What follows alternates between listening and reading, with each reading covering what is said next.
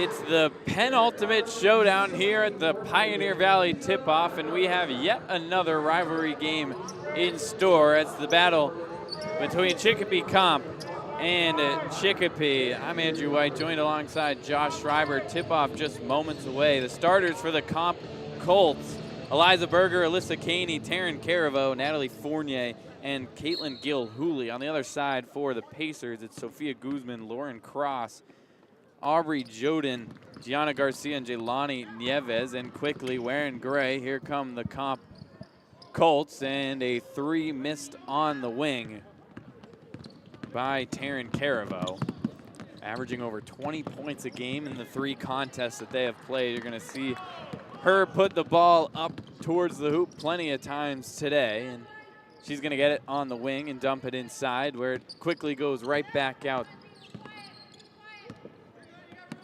Carivo had a season-high 29 points earlier in the season in a loss against Longmeadow. Coming in 2-1 on the season are the Pacers. And it's stolen away by the Pacers. It's nearly plucked off the hand right back by Gill-Hooley, but inside it goes to Nieves, and it trickles out of bounds off a deflection. Nearly 60 seconds in, no score just yet here at the Mullins Center, a 9,000-seat arena. The ball goes out to Cross, and it's swung up and over the head of Sophia Guzman, where she will touch it in the backcourt and get a violation for it. She's not happy, but just tells her teammates to take a breath and make a simple pass. And to inbound, it'll be Caitlin Gill-Hooley for Comp in the gray. It's the Colts in gray and the Pacers in white. Colts swing the ball to the corner to Berger, and then it goes on top to Caney, and now right under the hoop is Gill-Hooley. She can't finish and then fouls Guzman. And here comes more pressure here at the Pioneer Valley tip-off. It continues to be a full court pressure shootout here in these games, and a lot of teams have struggled, and it seems like it could potentially start again, and it will. It's a turnover as Guzman loses it, and it goes right back to Chicopee Comprehensive. Feels like almost every game there's been at least one team with a full court press, if not both, and it's worked most of the time. Wing three is no good from Carivo. She's now 0 for 2. That's surely to change as the players get adjusted, answering, trying to get on the scoreboard in general. The three is no good from Aubrey Joden. And we go the other way. On the left side is Carivo, and she gets it all the way to the corner. A floater, no good. Some contact, no whistle. And Carivo will scoop up the rebound off the miss from Berger. She's got it on top, and she elects to go to the wing back to Fournier. And now Berger had it. She puts it up and gets fouled. It seems that that's going to be before the shot. And it'll be inbounded on the baseline. It seemed like that could have gone either way. We have our first substitution of the game, as it will be Maria Rodriguez, the senior guard, coming in for Natalie Fournier. 2-3 zone out of the baseline inbounds, gets a drive for Carivo, but she can't convert. It's now kicked outside off an offensive board. A shot was deflected going up off of Gill-Hooley, rebounded by the Pacers, and they pace the other way, only momentarily, as it goes off the foot of Gianna Garcia. And we're still scoreless nearly halfway through the first quarter. For Chicopee, someone I'm looking at is Aubrey Joden, who has hit 4 threes so far this season, has 18 points, averaging 9 points a game. Gianna Garcia leads the team with 19 total points. Just 1-1 are the Pacers. Their logo looks more like a greyhound, but I guess they choose to go with a Pacer.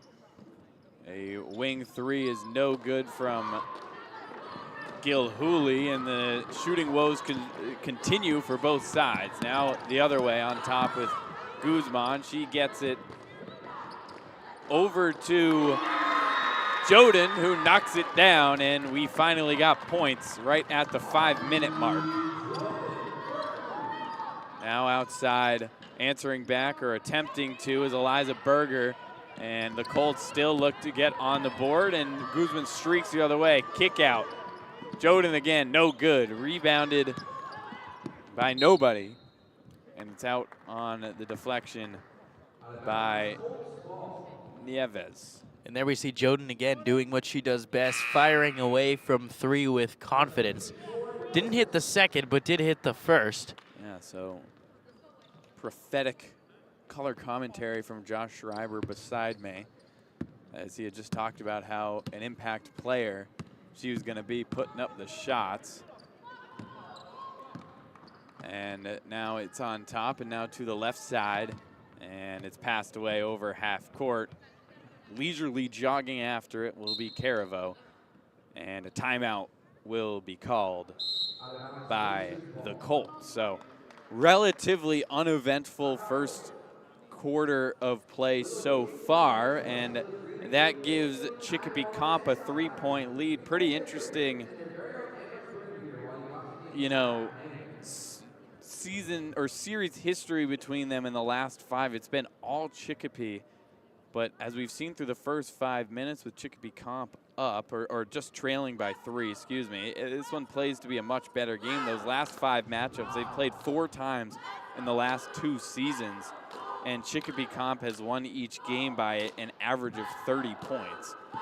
So these games haven't been particularly close, but if you were to look at this matchup right now, you definitely would not see it that way. No, definitely not. And Chicopee Comp this year has been very competitive, no pun intended, in their games. They've scored over 50 points in every game they've played, and this is a bit uncharacteristic of them to not have any points through the first 3.5 minutes of play. So looking to see them start to click offensively, and maybe Caravo gets going, maybe it's somebody else, but this is not going to be as easy as this for Chicopee the rest of this game. No, and the players take the floor, and looking for the inbound is Guzman, but she's closed off nicely by Maria Diaz, and a 3-pointer is no good, and a foul down low on Jaylani Nieves. Sends it the other way, and Comp looks to get on the board for the first time and try to crack the 2-3 zone of the Pacers in their white uniforms. Outstretched arms by Guzman, jabbing at the ball. It now goes to the wing to Caravo, and it alternates sides to Rodriguez before ending with Caravo again, and back to Rodriguez. She has to dribble out of a little pressure. Caravo on top. She's got 10 on the shot clock. A screen doesn't really get her anyway. Now 4 seconds. Someone's got to shoot the ball. A deep, deep three is no good. And shot clock violation or out of bounds. You can take your pick. Regardless, the Pacers continue the other way. Full court pressure by Comp is broken relatively easily, and a big bump by Maria Diaz. Comp just needs some sort of spark here, whether it be a big defensive play, a charge drawn, a big three that they hit, something to get going, because it's just very low energy right now in the building. I feel like that's been a little bit of a theme in a lot of these games just because of how large this arena is. Even if there are, you know, a couple hundred people here, it seems like it's nothing. The scoring definitely tends to pick up as the game goes on, and as I've touched on a bunch of times throughout this event, as we are in the second to last game, it is an adjustment to shoot, and then it also gets even more difficult because there's multiple lines on the court. that can make it a little bit more confusing, and you might just default to the line right in front of you, which might be a college three-point line, which is a solid at least 1.5 feet farther. And you got to figure it out from there. Seems like Guzman stepped out of bounds, and the Colts get the ball back.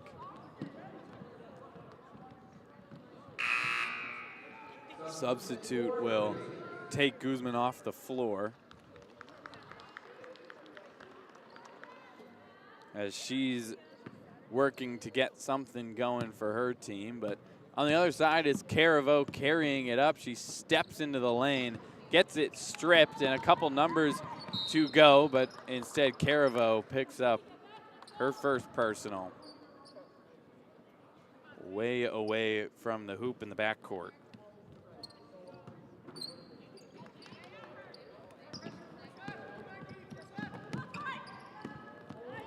Wide open to the lane. It's Cassidy Patel. Can't convert the first time, then gets fouled going up for shot number 2.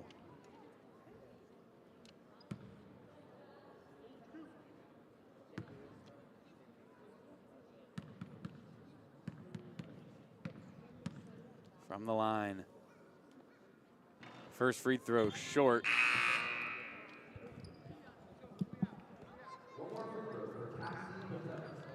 And for Patel, trying to get that second bucket on the board. I know it's not a field goal attempt, but free throw attempt too, just to make it a 2-possession ball game.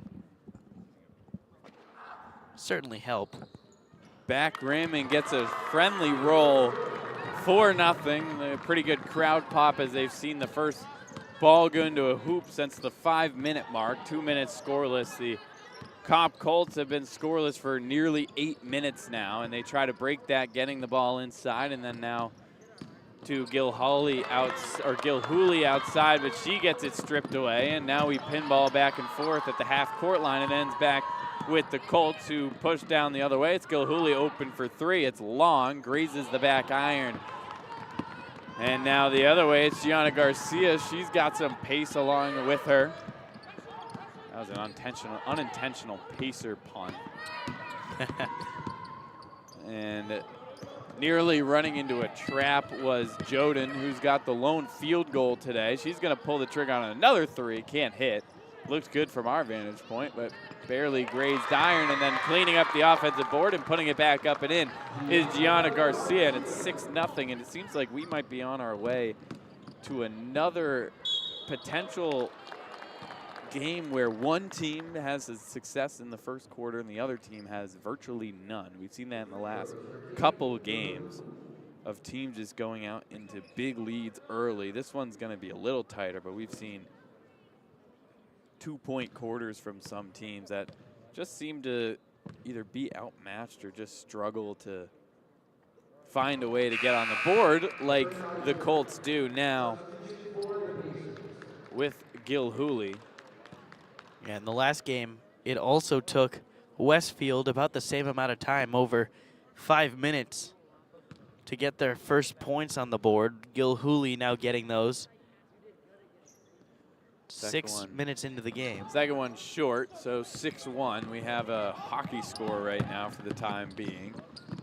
And it's Patel ripping through, giving it to Joden, who gets fouled by Fournier, her first personal. We haven't seen too many fouls. Jaylani Nieves, who is out of the game now, she has taken a seat, has picked up a pair of fouls, so probably going to not see her for a bit as she works out the foul trouble. The ball gets inbounded and a strip quickly by Ava de Betancourt. She's got a lane to the rim and she lays it up and over it and in.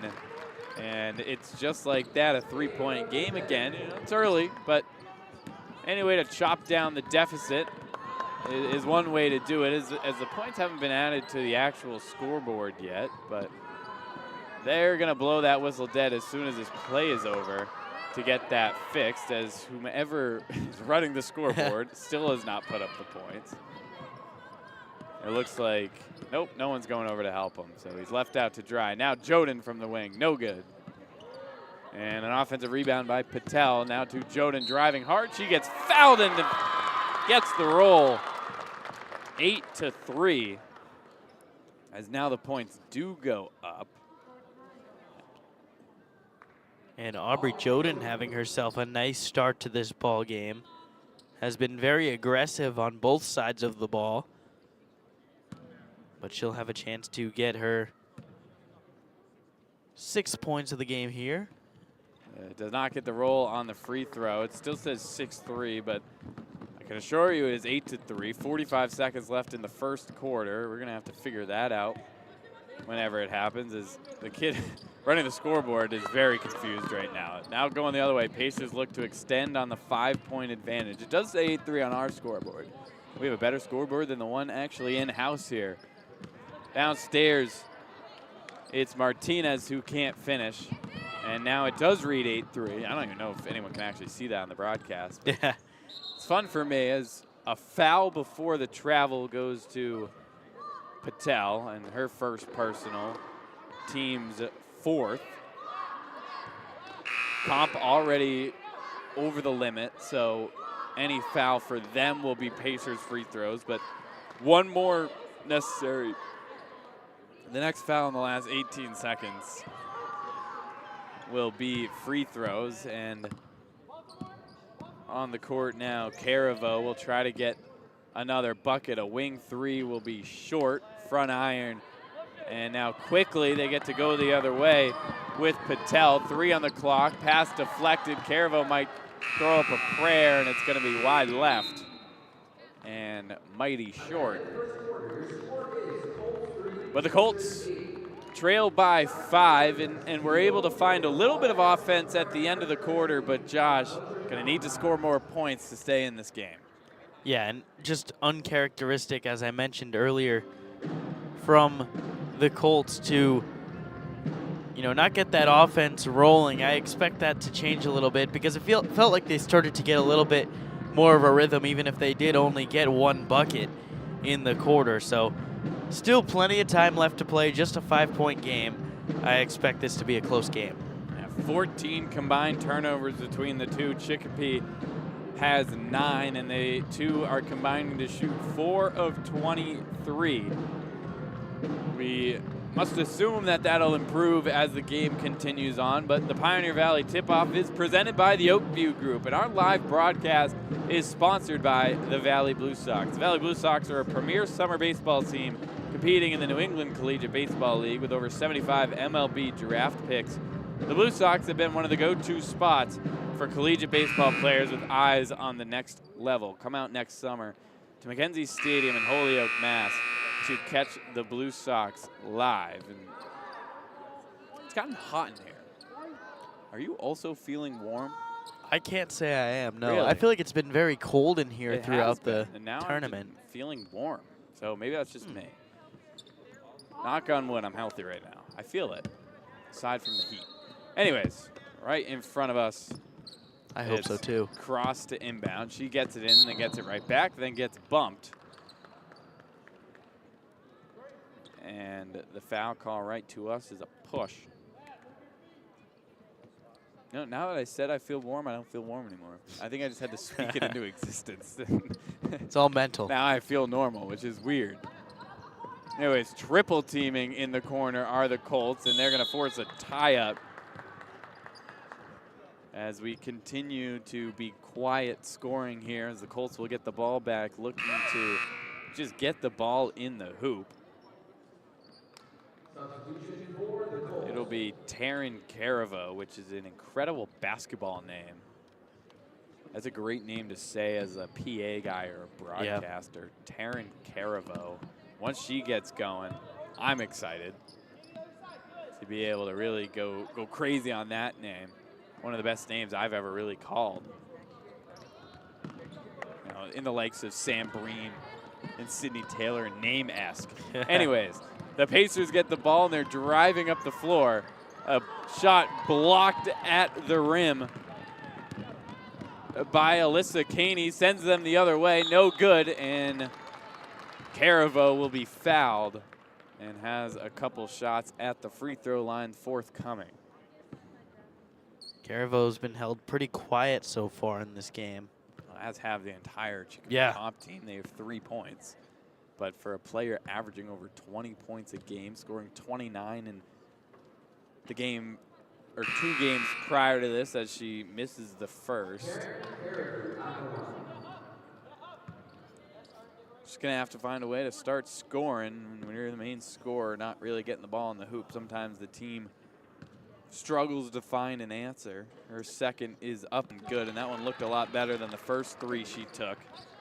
And now she's up into the scorebook, or the first free throw she took. And now quickly forcing a turnover. Caraveau's going to have a chance at the rim. Contact, but lays it in, no foul. And quickly, it's just a 2-point game. A weird floated pass. Patel gets it, and she's guarded closely by Gilhooly, who forces another turnover as the ball was deflected off of Garcia's mouth. And Caraveau quickly 5 consecutive points to tie this game up, bringing a timeout for the Pacers. Well, Andrew, I think we can see why Caraveau averages about 20 a game with how easy she just did that. First of all, her first bucket that she got was a tough finish. Probably should have been a foul called as well, but finishes through the contact and then gets another easy layup on the back end. Very impressive stuff from her. And just like that, right back in the game, it's tied up. All knotted up. We'll step aside very quickly, just about 30 seconds, here at the Pioneer Valley Tournament presented by OVG.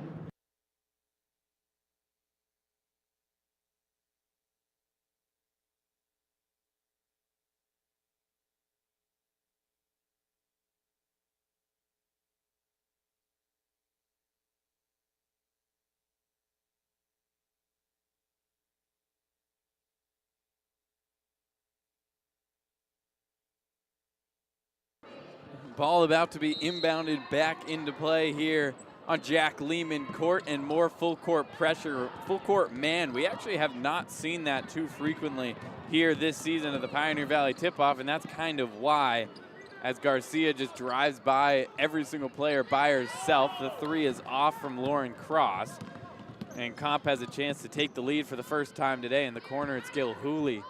She gets it across to Caraveau, who drives in, gets hit in the face, doesn't get the call, doesn't get the finish, but it stays here as a couple Pacers fought over possession and couldn't control.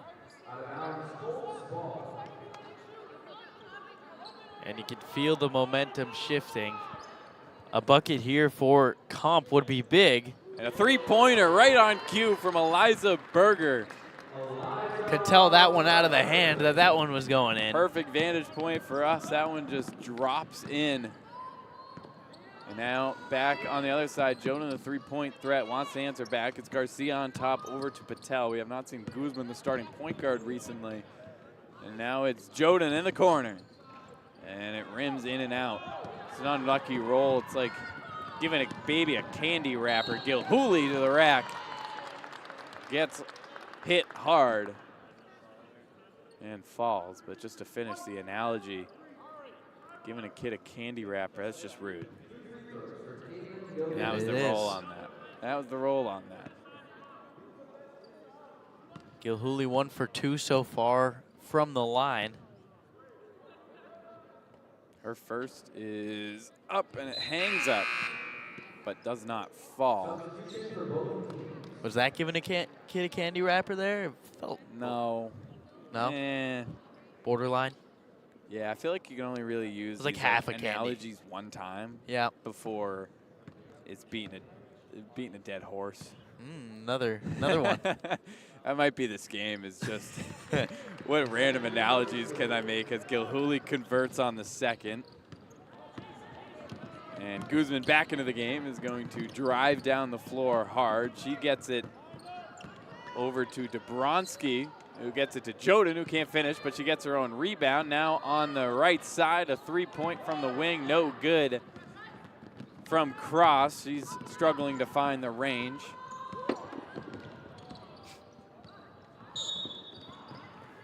as the ball heads out of bounds.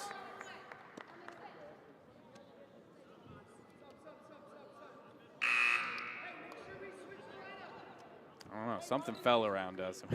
We don't know what it is. This is turning into chaos, Josh. It is. It's been a long day. How did that? Wow, that got far. Phone got all the way under the scorer's table, nearly on the court of play. Ball gets inbound on the baseline. Gilhooly from the corner. It's going to be long and fought for and tipped out of bounds. The referee says it goes off of Marley Mikowski, who has checked into the game, and then instantly turned back right over, and a layup missed at the rim. And now here comes Guzman charging down the floor. She's got a lane. She's going to go right up over Mikowski, but can't finish. And it's rebounded by Rodriguez. She gets it up to Gilhooly, who gets it swatted away by Cross, but there to follow up the miss is Mikowski. Gilhooly has gone down hard a couple of times here today, gotten up quickly every time, luckily. No foul that time. And then the inbound was deflected out of bounds, and the pressure really making an impact for Chicopee Comp, and it's really started once they've been able to get the ball in the hoop. You really struggle to really set a press when you can't make a shot. The ball goes right over the head of Rodriguez, who can't collect it, and now under the hoop is Nieves, who can't finish, and then gets another shot at it and converts 14-10 through the midway point in the second quarter. Now on the left side, Gilhooly on top Rodriguez. She shoots and she hits it. Answering right back, and now we got some fireworks on both sides as the inbound gets thrown away. Gilhooly steals, she gets it right to Rodriguez, who lays it up and in. And they're up by 9. They trailed 8-0 and have opened the first half of the second quarter on a 14-2 run after trailing 8-3. It actually might be a 17-2 run dating back to the first quarter. Something I really like in the college games you and me call, they give us runs. Yeah. And it gives us a lot of help. This we kind of got to figure it out. Mental math. Yeah, so it's actually 16-2 this quarter as they add an extra bucket onto that into our stat sheet. On the side, it's Caravo. She gets it inside to Mikowski, who puts up an elbow jumper and knocks it down. And now Chicopee Comp is really starting to get back into their game. Said they've scored 50 points in every game this season. And this doesn't seem like a team that's lost to Chicopee 5 times in a row. But guess who answers back on the other side? Lauren Cross. She finally gets one to go, and Caravo looks to answer back. She's got Rodriguez, who's scored 5 points quickly. Mikowski has also scored 4 points in rapid succession. She can't hit on the short corner jumper. And Garcia struggles to get it over, but does find Nieves eventually, who's going to drive hard to the rim, put up a shot that may have been deflected, and she gets a foul called, and that's her third, and will promptly put her back on the bench. Foul trouble, only 5 here in the high school game, so you're not going to see that too many times. Something you're definitely not going to see very often, if really ever, that we saw. It was a 6th personal foul in a high school basketball game at the Amherst Northampton game last night with Marty Maslowski of Northampton, who fouled out and then quickly got a tech. And so he finished with 6 personals, as a tech is a personal. Rodriguez throws it away. Now it has to guard a 2-on-1. She's able to deflect it out of bounds. They say off of Chicopee, and we'll go to the Comp Colts. I didn't necessarily agree with that, but Cross, who was the culprit, didn't really have too many complaints. On the right side now is Betancourt, and a mid-range jumper is no good from Berger. She's got 5 points to tie lead-all scorer. Rodriguez, Berger, and Caravo all have 5. Mikowski has 4. Inside and no good is Cheyenne Santiago, and it's rebounded by Martinez. A couple freshmen going at it there on the side, and being unable to hold on to it is Lauren Cross. I think the big difference right now is I'm just watching the team morale right now of the Pacers, and there's really no talking when they make mistakes. It's kind of just putting their head down, running back on defense. They're not figuring out what the problem is, and that's allowing Comp to just stay in this game, or not stay in this game, but take this big lead. Able to drive hard was Rodriguez. She couldn't finish it, but Santiago gets the rebound and gets fouled going back up, but the body language from the Pacers is certainly showing an 8-point deficit where they're losing the quarter 18-5.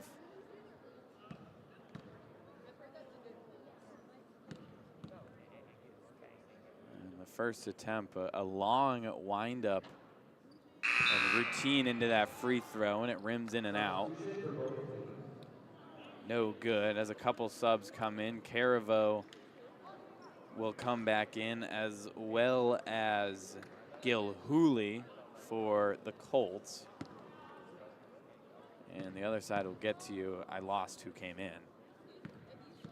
I got half of it. 4 substitutes, I got 2. And the second free throw banks off the backboard, does not fall, and it's a long rebound. And she tries to take it herself in Joden, and a layup right under the hoop from Martinez is no good, and Caravo's going to try to take it herself the other way. She's got some room. She lays it up and does not get the roll.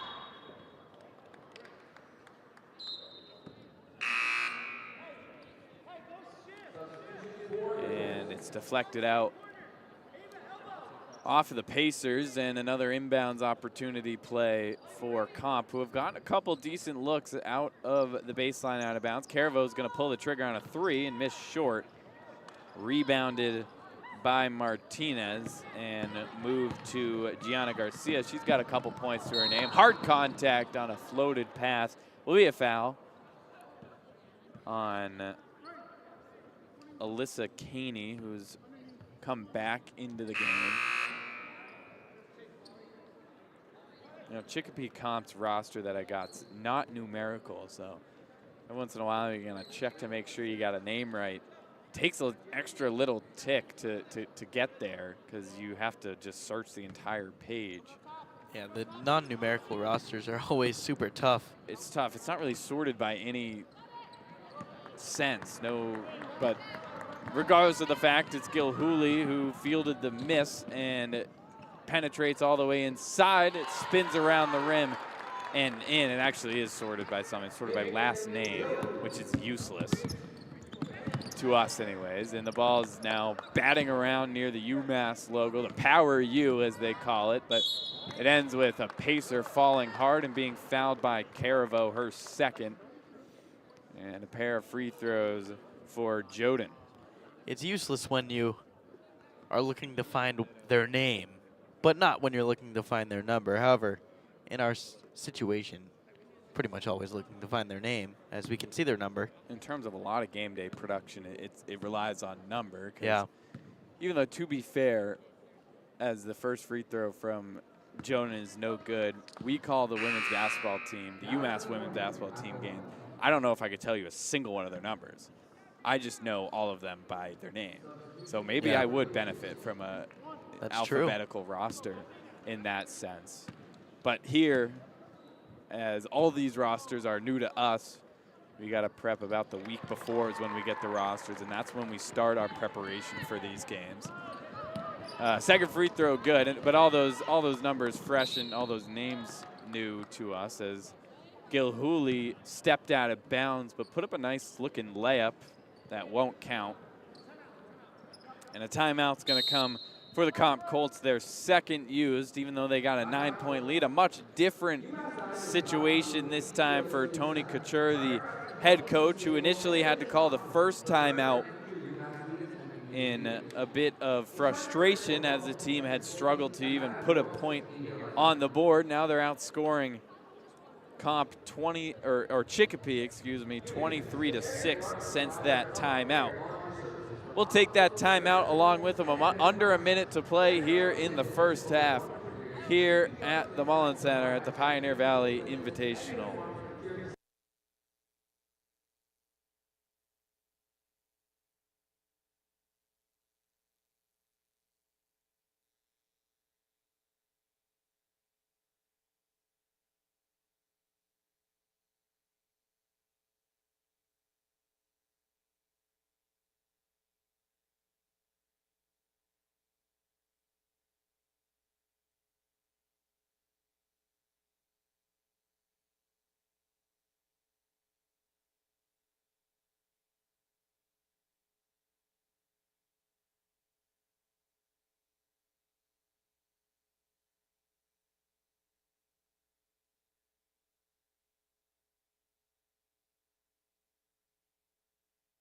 Ball back into play here at the Mullins Center, and Chicopee goes hard the other way. Guzman tries to save it. Now bodies all over the floor. Caravo first on it, or excuse me, that's Eliza Berger, the junior guard. And it's a jump ball to the Pacers. And it seems like the scoreboard operator has, I might have just jinxed it, but it looked like he had gotten everything going as Guzman dances in front of, or right on the S of UMass. And yeah, I was just about to give him a compliment, and now they go right back to him, but this might be about shot clock and not something under his control. Like we should explain this more, but the Pioneer Valley Tip-Off is a fully student-run event, and I'm saying top to bottom. Everything is run by students. We have a advisor who is a professor here at UMass. Is under the hoop.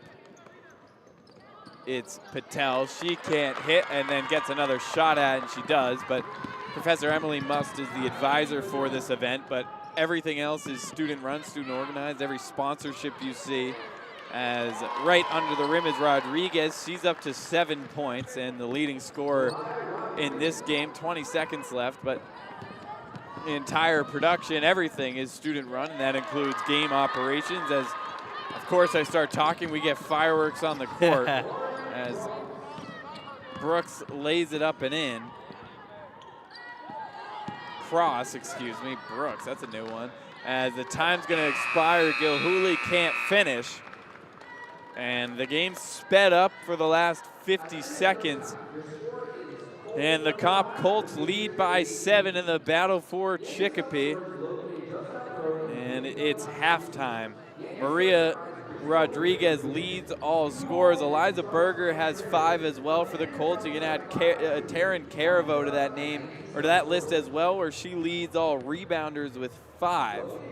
On the other side, Aubrey Joden has 6, Lauren Cross with 5, and a couple buckets dispersed through the rest of them. But we're going to step aside for halftime. Musical chairs will be your halftime entertainment. We'll be back on the other side here on the PVTO network.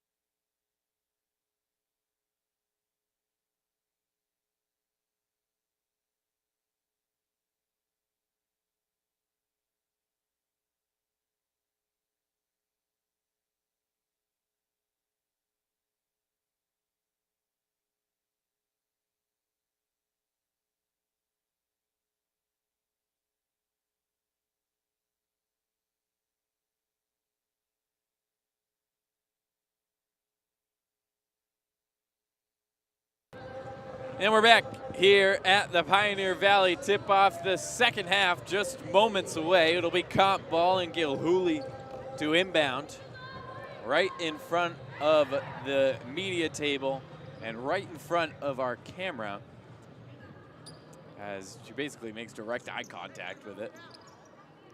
And she's going to inbound it to Eliza Berger. And we'll get it right back. And we're underway. And you got to assume this might be the first time that these players have ever had a broadcaster call one of their games. Maybe a handful of times before. The shot blocked by Joden sends the Pacers the other way. A wild shot goes up. It's rebounded by Guzman, who puts up a wild shot of her own, and then brought down by Comp, and then it goes right back the other way. A good step through by Aubrey Joden to open the scoring here in the second half and make it a 5-point game. 25-20 the score. On top and now out to the side, it's Caravo who dices her way through the middle and then kicks to Berger, who can't make it, and Gilhooly gets the board. A pump fake and an attempt to dish into the post sends players to the ground to get the loose ball, and nobody comes out cleanly, forcing the possession arrow to make its impact on the game, and it favors the Pacers to start the second half as Comp opened with possession. And it looks like it's an inbound play for the Pacers as a full court man pressure is pretty soft as the ball gets inbounds, and then all the players run back and set up with Garcia at the top, and a moving screen set by Guzman for her second personal, and an offensive foul that continues the stagnant offense of the Pacers, who won the first quarter 8-3 and then lost the second 22-10. That's a pretty big disparity between quarters. Yeah, it certainly is. And we were talking about it during the quarter that it felt like it was really just like a mental thing where they were almost out of the game mentally. And wide open under the hoop is Alyssa Caney. She finishes and resets the lead to 7 as it was to start the half. A little hop from Patel, doesn't get a travel as she bobbled possession. Potentially the PA distracting the shooter there as the layup goes awry. And now Gilhooly over to Berger, who pump fakes the shot. One more to a short corner shot by Fournier that comes up empty, and Garcia goes the other way. It's Joden, the three-point shooter, no good. Chicopee has brought the band. I don't know if I've heard them play once, which is kind of random. They actually perform the national anthem. I don't know if they do what the UMass band tends to do during games, which is provide some break music, as a three-point is no good from Joden. Rebounded by Guzman. She can't hit. She wanted a foul. She doesn't get it. And Gilhooly goes the other way. She gets all the way to the rim. Might have been blocked by Joden. The ball, no one wants possession of it as it continues to bounce around, and a foul will go on Comp. And it'll be on Caney, I believe. A lot of whistles so far in this game. Yet still quickly 3.5 minutes in, or 4.5 minutes in, as driving hard is crossed down the court. She gets it to Guzman, and a good move by Cass Patel. And she finishes back to a 5-point game. Gilhooly has space. She jump stops in front of the three-point line, and now outside, and a missed three by Fournier, rebounded and moved the other way by the Pacers.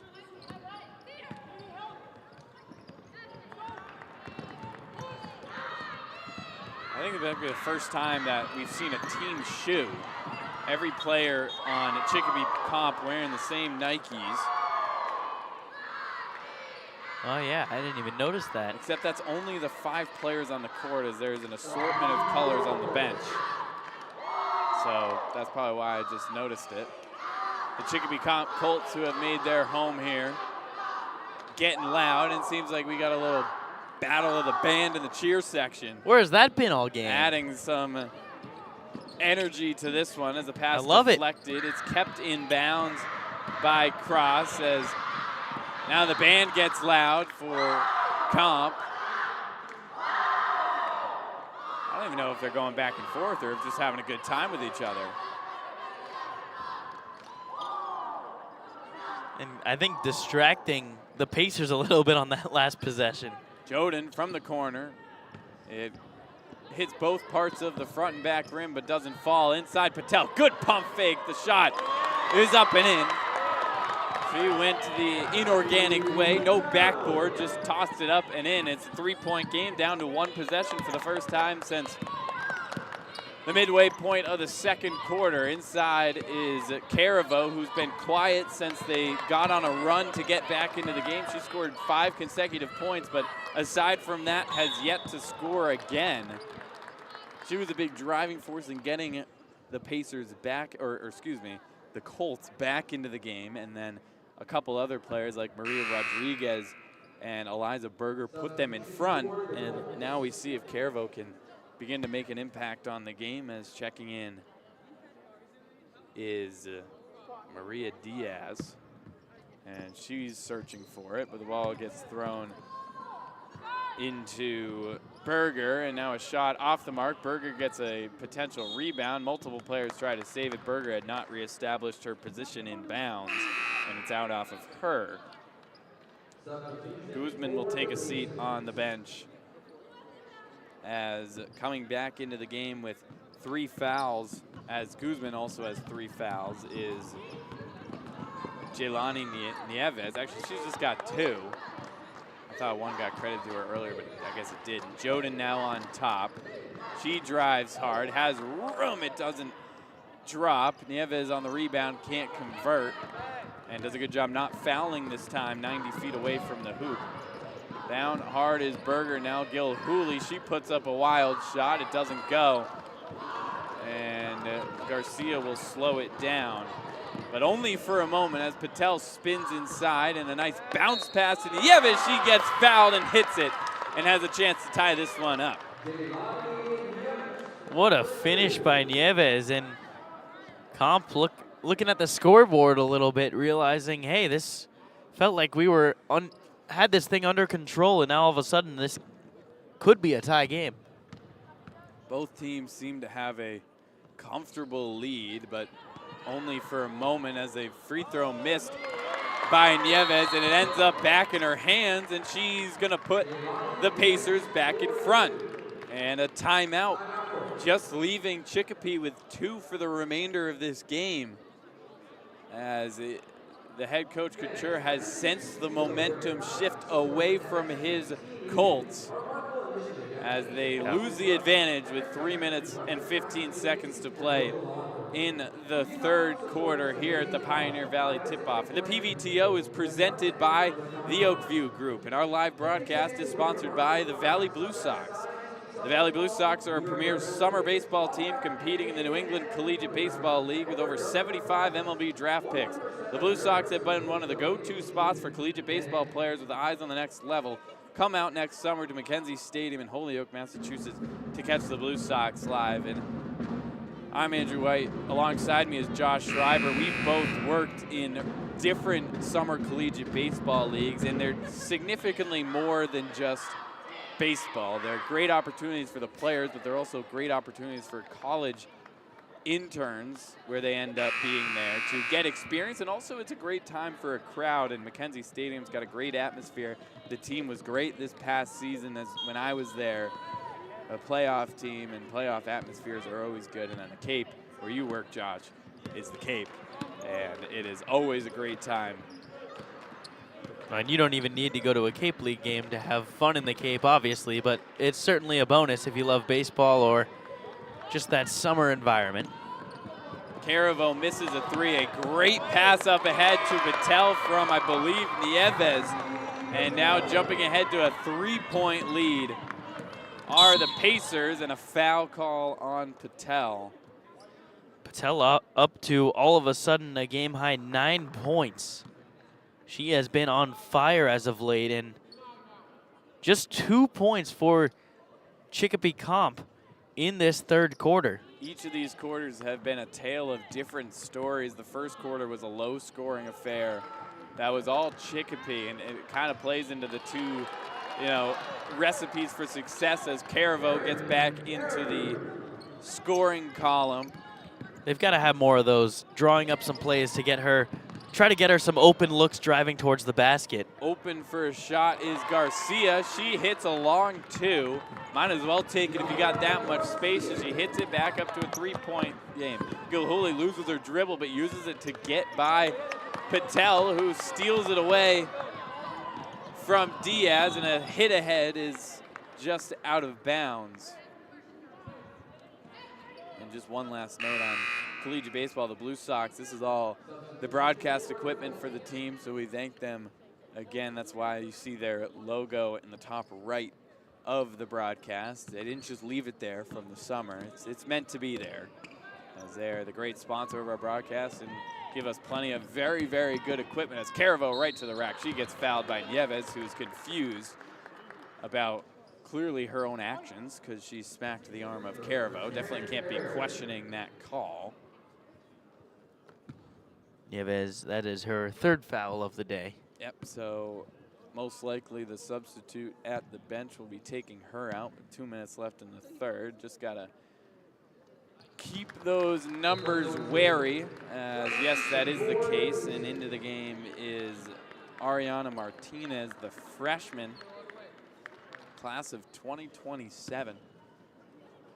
And that is a crazy number for us to hear, as your class of 2020 and 2021 high school graduates, me and Josh, COVID seniors. Yep. So that's always wonderful.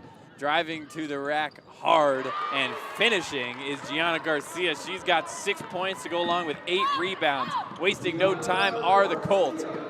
Dragging it back out are the Colts, and then it goes right back to the corner. A short mid-range, or a long mid-range, excuse me, is no good. Caravo's gonna get the rebound. She gets bumped, can't finish. But we'll get another trip to the free throw line. Stretch the back, as that's a couple times she's hit the ground kind of hard, driving hard and getting a lot of contact. And she's been relatively successful from the free throw line herself. She hits the first.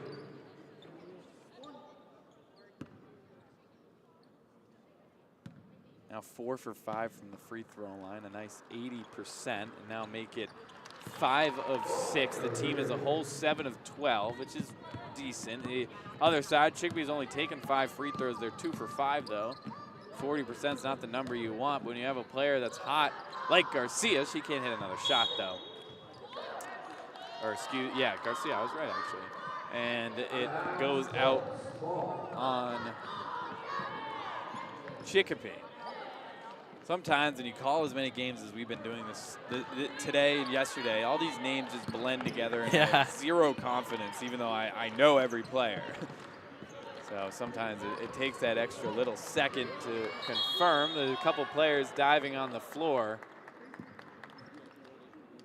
are Fournier and Martinez. And the arrow this time points to Comp, and they get it. It goes in quickly to Caney and then deflected right back out of bounds. Minute 6 seconds left in the third quarter, and what's setting up to be an intense fourth quarter here as both teams try to continue their winning ways. Caravo right at the hoop. What a pass.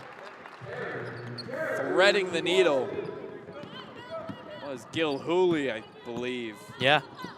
On the inbound, and a good open over finish for Caravo. Answering right back, or as they had wished, was Martinez, but doesn't get the roll.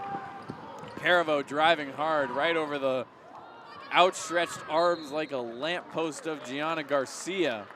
Can't finish. But it stays on this side, and into the game will be Berger for de Betancourt, who been in the game for a moment and hadn't really called her name much. Now it's Gilhooly to float one up off the backboard on the left side with the right hand. And she finishes. 30 seconds. The shot clock has gone dark here in the third quarter. There goes Garcia. She's got room, and she's got all the way to the hoop. She pops it up and in. A nifty We got a finish classic brewing at the rim. 37-36. The Colts with the narrow advantage. Caravo wants to extend it into the fourth quarter. She gets it up, no good. The ball bounces around, rebounded by Comp. Caravo comes up hobbling, and a foul drawn by Gilhooly. Caravo looks to be semi-okay. She was starting to walk it off and now sets up for the free throw and might just get the last 4 seconds off regardless, as 4 substitutes are set to come in for Comp, a hockey line change. Here in the remaining 4 seconds, Gilhooly's first is good. And we may see all 4 non-shooters come on to the floor. Yeah, hopefully Caravo's all right. She's wearing a ankle brace on the left ankle, but on the right one there's nothing. And that's the one that she was grabbing at. Is walking on her own power though, seems to be okay. Yeah, she just heads to the water cooler. And just a little bit of a knock. Those are never comfortable, as from someone who has really, really bad ankles. Gilhooly makes both of the 3-point game. 2 seconds on the clock, and have to throw up a prayer before it got off. She carried it. Was Joden. No nonsense officials today. And there's a 1/10 of a second on the court, or on the clock, so I'm going to make an assumption and assume there's nothing going to happen here, and the ball gets inbounded in. And an emphatic horn will send us to the fourth quarter. This game's gone back and forth the whole time, but the Chicopee Comp Colts lead by 3, have not won at least the last 5 matchups between these two schools, and they look to change that heading into the fourth quarter. We'll see you then on the Pioneer Valley tip-off broadcast.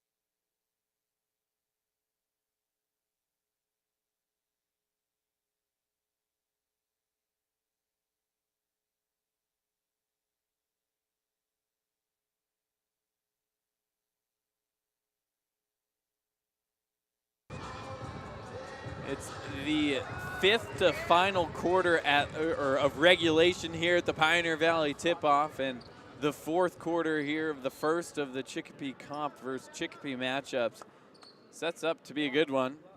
As in front of us, Lauren Cross will inbound it in to Garcia, and she gets things back underway. And quickly, an attack by Joden comes up empty, or Garcia, excuse me. Now the ball just bouncing around as we see for the first time a freshman, Jayla Ferreira. And I think she might have just gotten called for the foul. Aggressively reaching for the ball.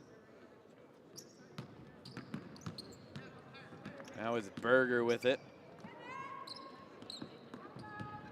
And driving is Berger. She kicks it out to the side, and now it's with Diaz, who tries to find Fournier inside but can't. Now Patel gets fouled going the other way. A bunch of foul trouble, or not necessarily foul trouble in the fourth quarter now, but things to pay attention to as Maria Diaz has 3 fouls. Alyssa Caney has 3 fouls.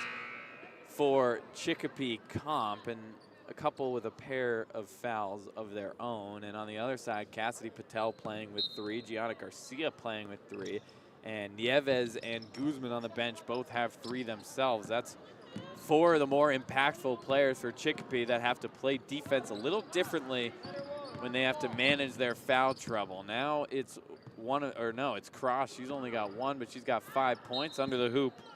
Fighting for it was Garcia, and is deflected off of Berger's fingertips and will be inbounded by Cross. She gets it in and then gets it right back. She's got a corner 3, misses short. Caraveau, who appears to be A-OK off of the little ankle bump as she gets bumped by Patel, who now has 4 fouls, and that's pretty much how all of her fouls have come. It's just guarding the guards full court and playing a little too physical with the body.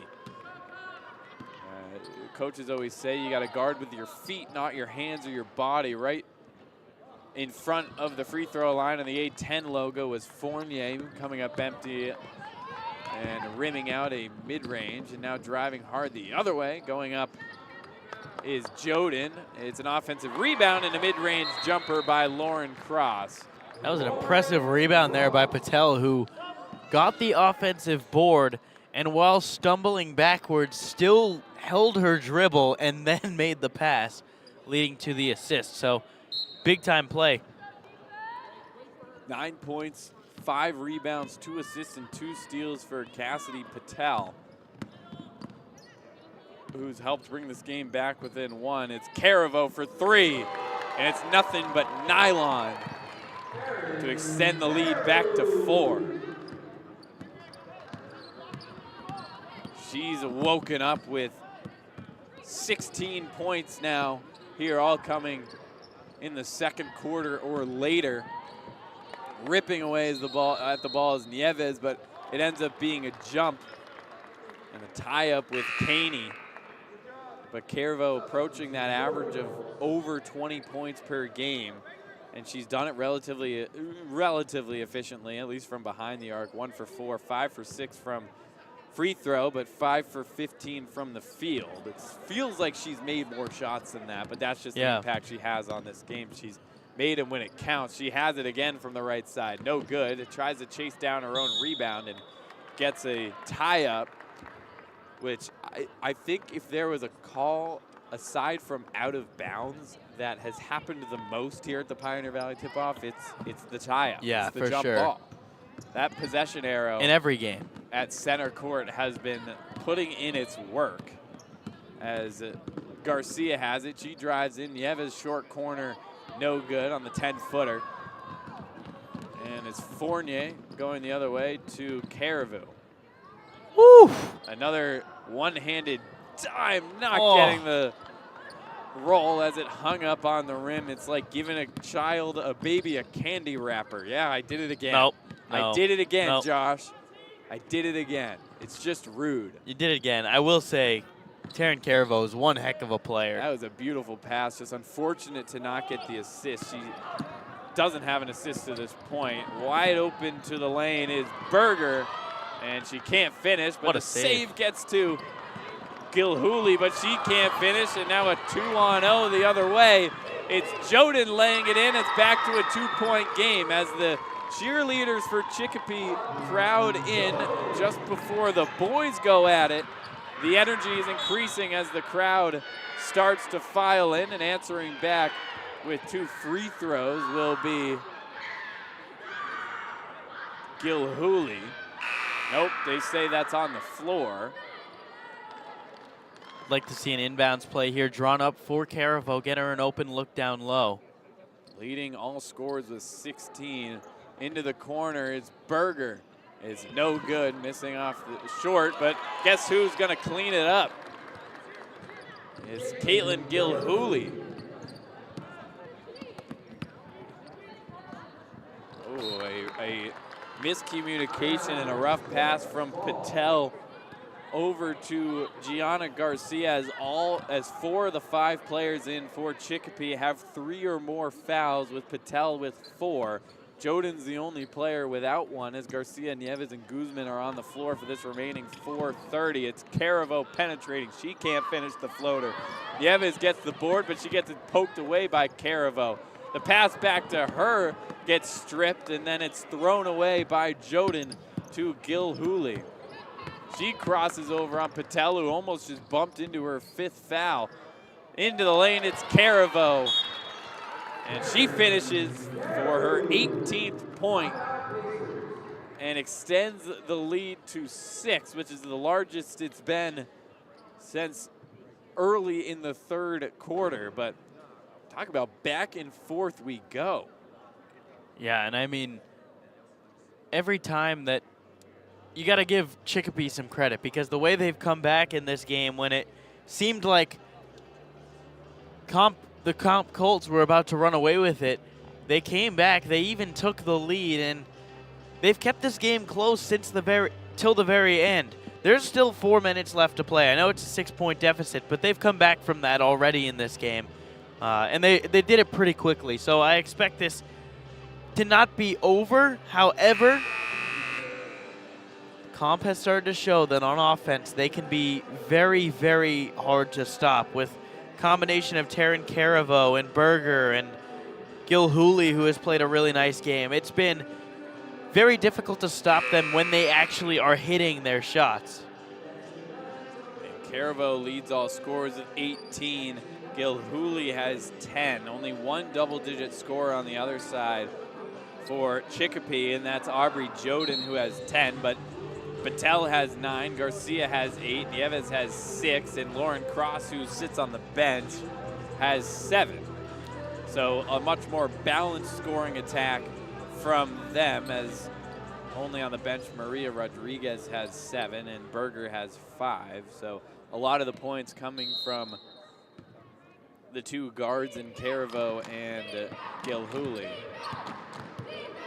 Taking the point guard role is Gianna Garcia. She's guarded closely by Berger and now switched on to Gilhooly. The pass is nearly thrown away as the referee might have gotten in the way of Caravo. As she looks locked in right now, looking to bring home the win for Comp, who have lost the last 5. Wide open, it's Joden. No good off the backboard and back rim, and it's Caravo slow it on down. She then hits ahead to Gilhooly. A pass fake to a pull-up jumper. That is a strong move, freeing up the space and hitting the 1-2 mid-range. 8-point lead. We're back to the largest advantage for the Comp Colts. And that would be a 20-piece for Taryn Caravu. She's right on her average. Joden passes up on the 3. Now she sees a little space and can't convert. Good box out by Alyssa Caney. And the rebound goes to Fournier, and they give it to Gilhooly, who gives it to Caravu. Wide open for 3. No good. Rebounded Gilhooly. She finishes it off. 10-point lead with 3 minutes to go. And it feels like the Pacers have started to give up a little bit. The body language not yet really showing anything. They just haven't hit shots. Patel wanted to shoot, but passed it up to Joden, who's missed a handful, and now a wing 3 bounces up and does not fall. Rebounded by Nieves, and it's deflected out of bounds, blocked by Alyssa Caney. She picks up her first block of the game. Taryn Caravu leading all players with a plus-minus of plus 13. No one's really close. Actually, Alyssa Caney has that at plus 19, but those 2 players on the court for a lot of the runs. 25 seconds on the shot clock for a pull-up mid-range by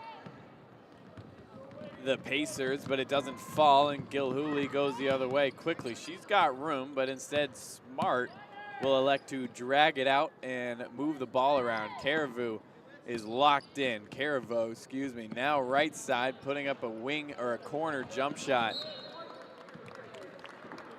Was Ava de Betancourt, the sophomore, and it doesn't fall, and it's out on the Colts.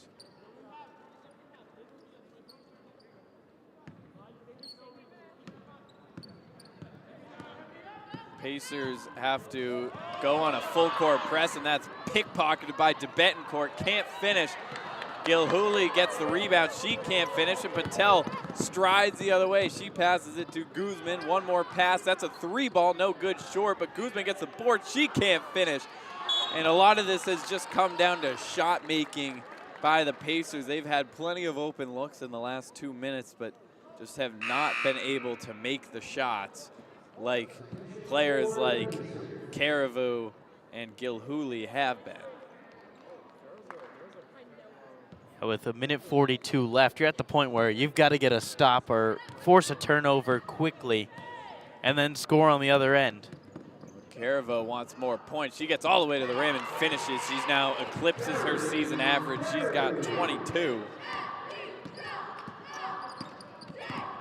That was nearly a double dribble, but Patel has it now. She drives hard, kicks to the corner with Joden, who puts up a 3, no good. It ends up being a pretty nice pass to Patel, who just cannot get the roll. Also, shout out Ava de Betancourt, hearing it's her birthday today. So, wow, so nice way to spend your day. She got a nice pickpocket steal on her birthday, a little self-created birthday gift as one of the nicest steals we've seen at the Pioneer Valley tip-off. Happy birthday, Ava. As a long 2 for Patel falls. It's a 10-point game with 50 seconds left, and they're going to need a miracle to come back into this game. And with Carriveau on the ball, the junior, she's probably not going to let that happen. She could definitely see herself playing collegiate basketball at some point if she keeps this up.